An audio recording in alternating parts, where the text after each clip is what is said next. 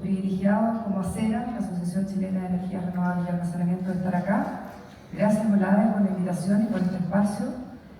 Y una reflexión previa a la presentación es que Gastón lo dijo ya, ¿no? O sea, aquí tenemos un muy detallado plan de descarbonización y hay que agregarle el título en el sector eléctrico, ¿no?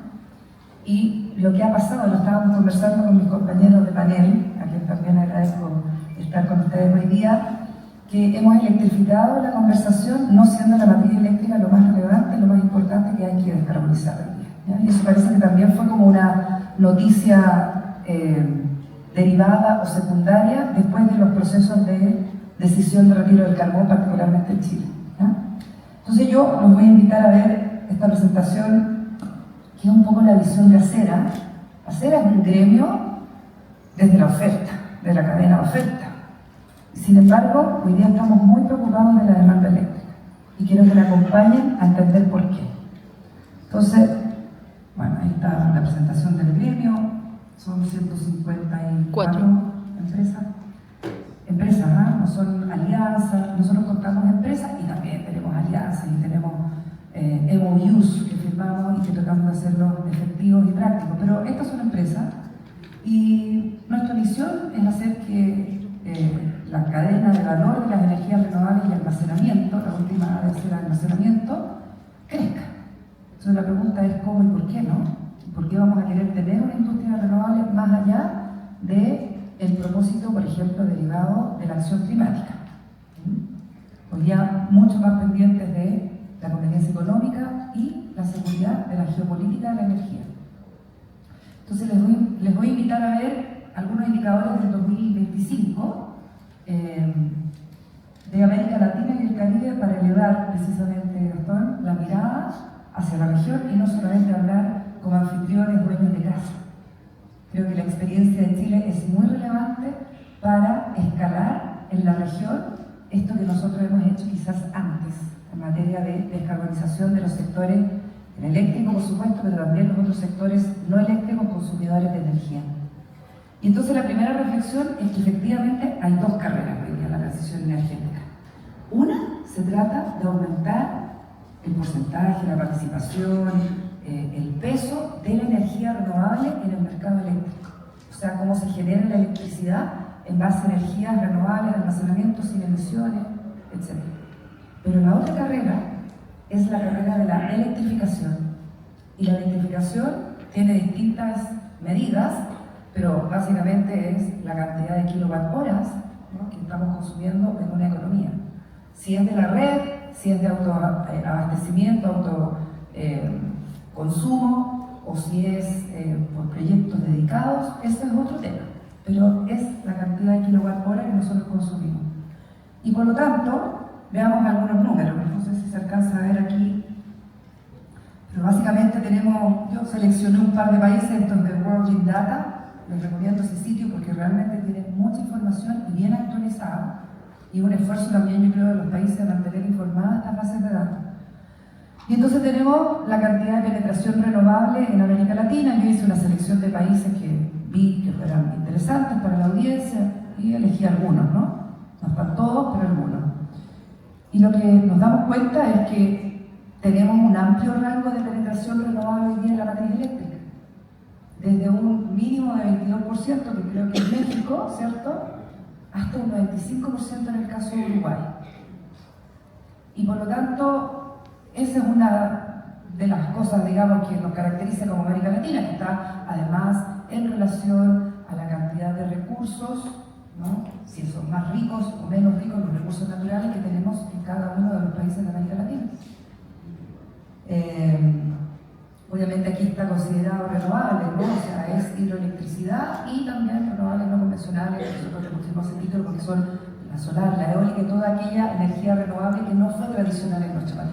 ¿Ok? Entonces tenemos en Chile un 70%, que es básicamente la suma, ¿cierto?, de cuando hay agua en Chile, el sistema obviamente eleva su penetración renovable, que es distinto a cuando no llueve, tenemos años hidrológicos más secos. En el caso de Argentina, 32%, y algunos otros países. Pero ustedes ven que hay un amplio rango, y mínimos y máximos. Entonces, esto es dentro de la matriz eléctrica. Y ahora la pregunta que obviamente hay que hacerse es cuánto pesa la matriz eléctrica en cada uno de estos países. Entonces, esta es la noticia, digamos, ¿no? Que es que hay un muy menor rango o más pequeño del peso de matrices eléctricas en el sector energético. Y por lo tanto, ahí me falta un porcentaje, pero es 14%, entre 14 y 26%. ¿Ya? Chile tiene un 22, ¿no? Por ahí, 21,89%. Brasil, el más electrificado de los países de América Latina, y otros países, yo me fui uno ahí, Morocco, no tiene que ver, pero seguramente me dice clic en ese no lo consigue.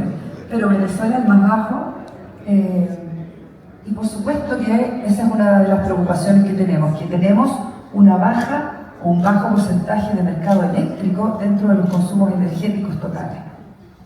Y ese se repite en todos los países de América Latina. Yo me dediqué a ver Perú, Bolivia, son todos más o menos dentro del rango del 22 al 25%. Y ahí entonces es donde viene la reflexión de que el mundo y América Latina, voy a tratar de decir lo mejor posible esta palabra, porque es difícil, además la inventé, yo creo que no existe, se está renovabilizando, o sea, estamos haciendo más renovables las matrices, pero sin embargo no nos estamos electrificando.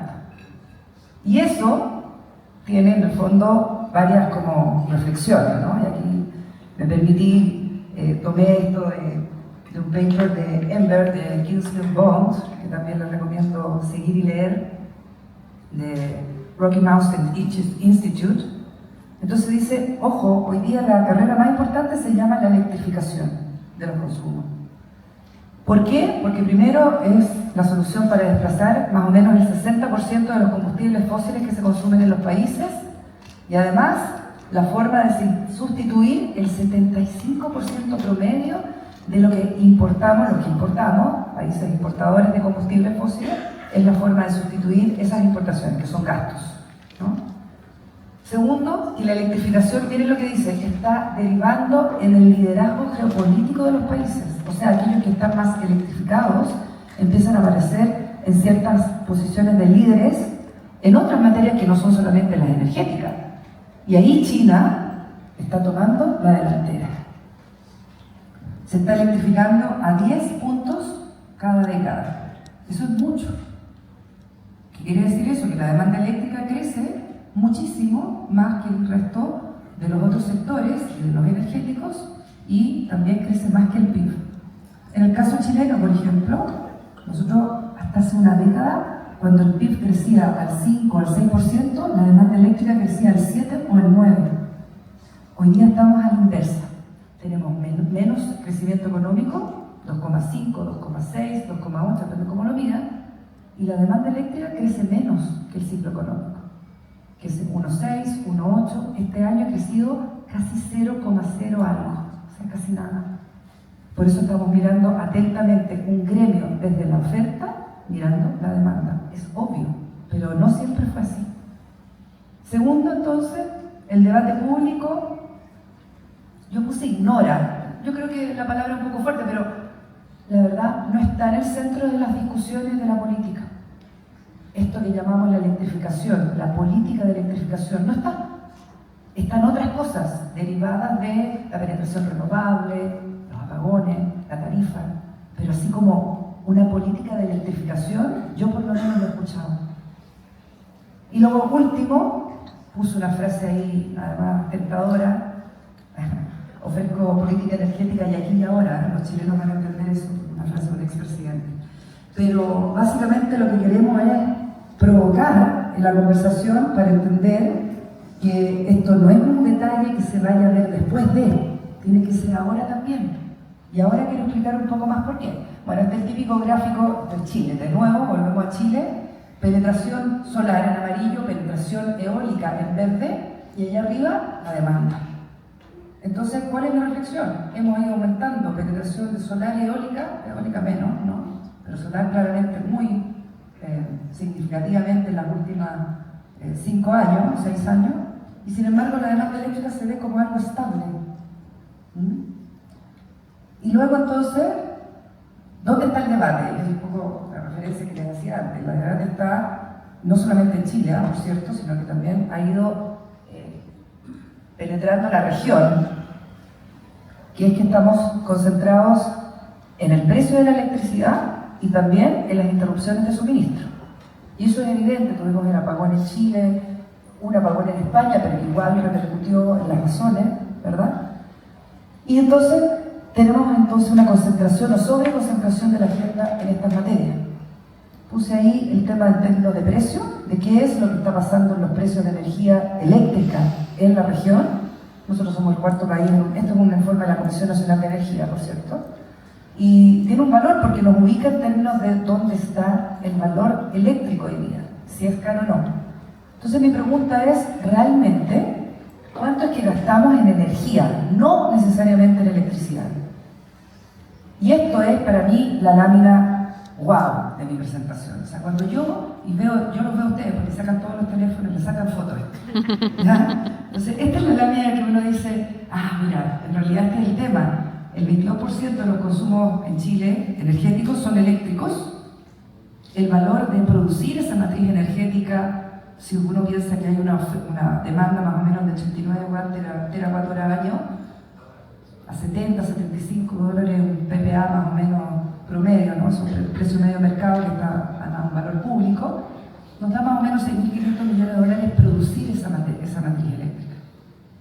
Pero cuando hablo de los combustibles fósiles, ahí tienen la lista del rango de gasto que tenemos año a año, entre 13.500 y 22.500 millones de dólares, porque evidentemente somos un país primero, que importamos casi todo, 98% de combustibles fósiles, son un quinto de nuestras importaciones, y este es el dato para mí más fuerte, que es que gastamos todos los años entre 6 y 8 puntos del PIB en importaciones de combustibles fósiles.